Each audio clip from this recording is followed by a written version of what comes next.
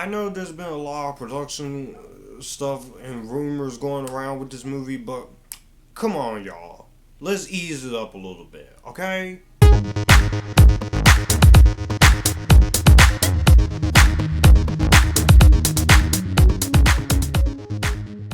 So Don't Worry Darling tells the story of Alice and Jack in the 1950s, and they live in the idealized community of Victory, an experimental company townhouse that houses the men who work on a top secret project. While the husbands toil away, the wives get to enjoy the beauty, luxury, and debauchery of their seemingly perfect paradise. However, when cracks in her idyllic life begins to appear, exposing flashes of something sinister lurking below the surface, Alice can't help but question exactly what she is doing in Victory. Now, of course, Don't Worry Darling, this is Olivia Wilde's sophomore film coming off of Booksmart, which I loved very much. This is directed by Olivia Wilde, written by Katie Silberman, her returning partner from Booksmart as a writer. Stars Florence Pugh, Harry Styles, Chris Pine, Kiki Lane, Sydney Chandler, Gemma Chan, Nick Kroll, and plenty of others.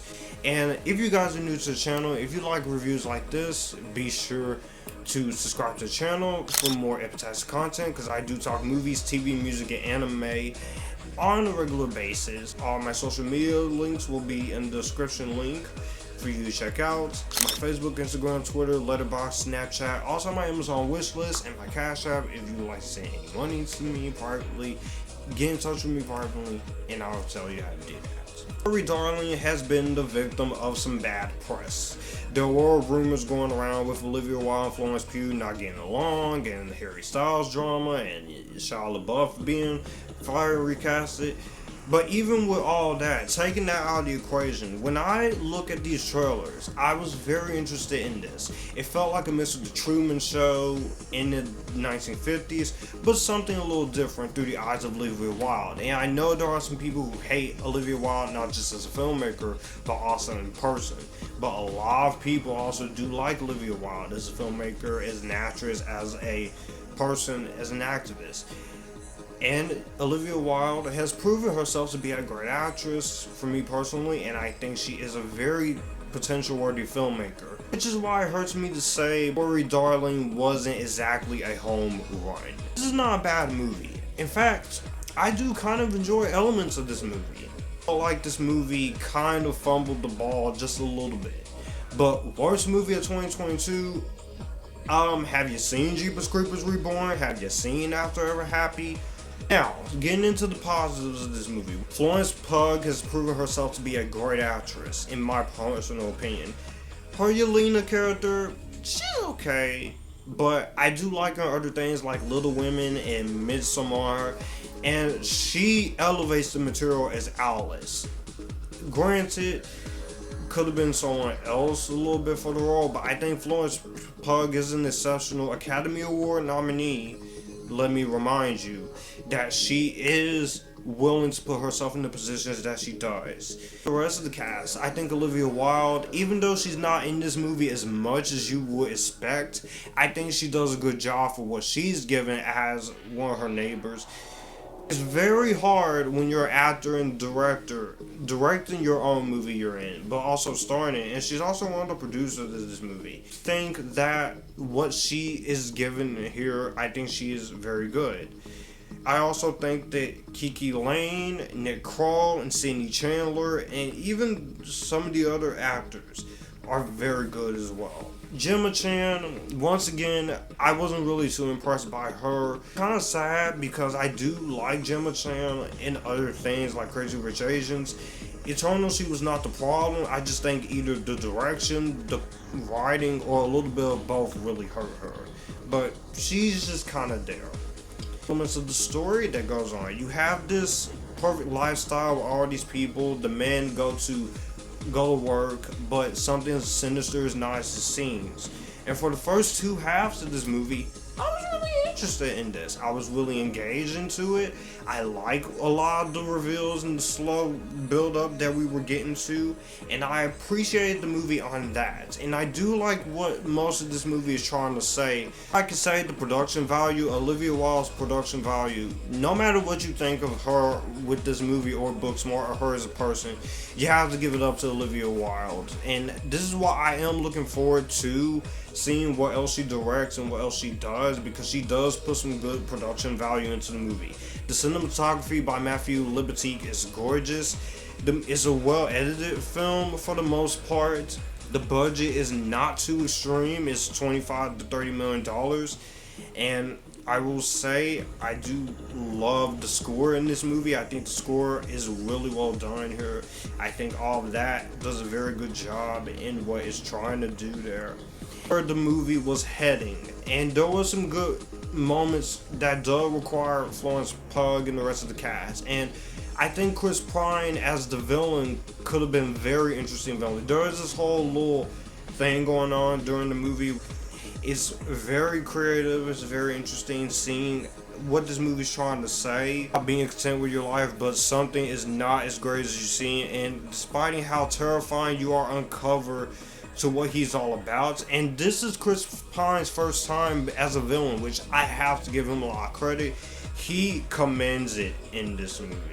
It is hyper focused on the reactions of what's going on, but you do understand it because you are siding with this. And there are some interesting ideas that you do bring up in a lot of areas, like truly exploring the community of Victory in a truthful manner and such.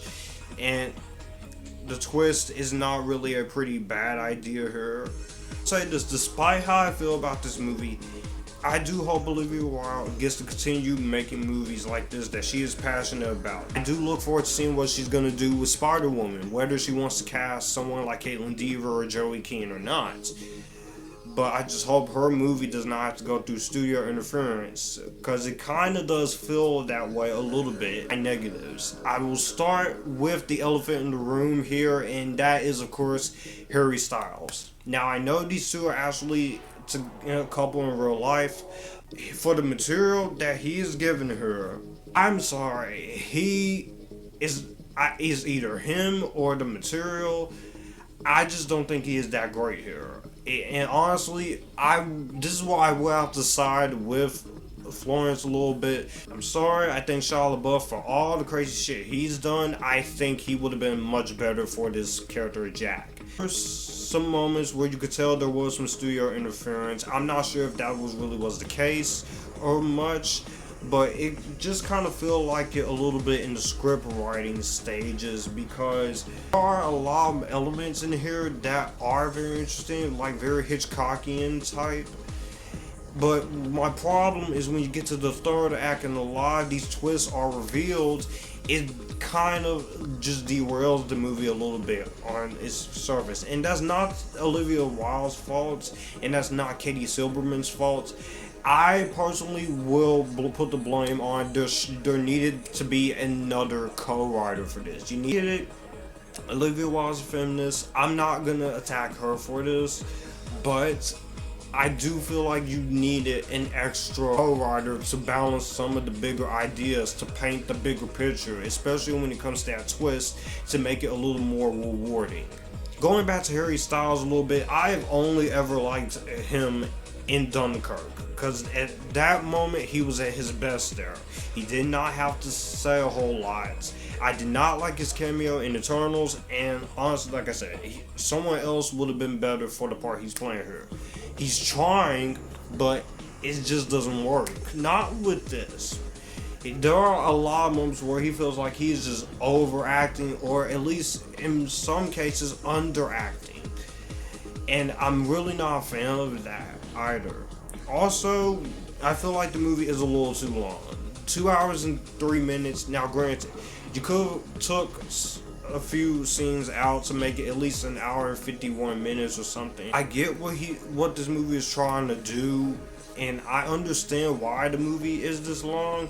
I just feel like with a few unnecessary romantic scenes, which I get Olivia's intention is to try to show intimacy, but I feel like there is a better way you could have gone about that.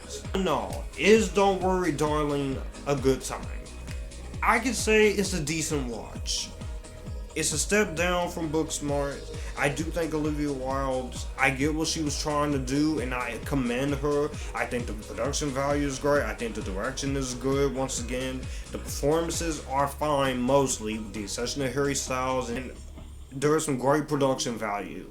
But I feel like if you have one more person writing that screenplay with Katie Silberman, if Spider-Woman, with that getting made, I hope there is a secondary say in the writing room. Considering the fact this is the same writer of Booksmart, I'm confused as to why the script wasn't so strong as it could have been here. If you're a fan of Olivia Wilde, I would say check it out and form your own opinion.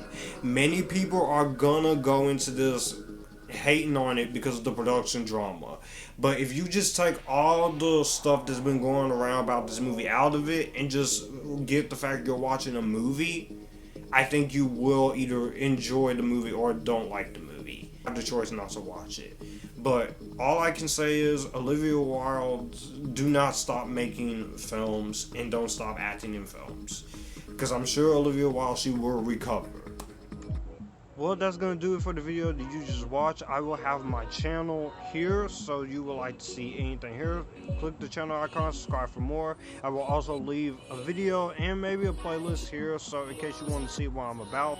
As always, stay Epictasticness, join the Epictasticness, and you guys keep it cool.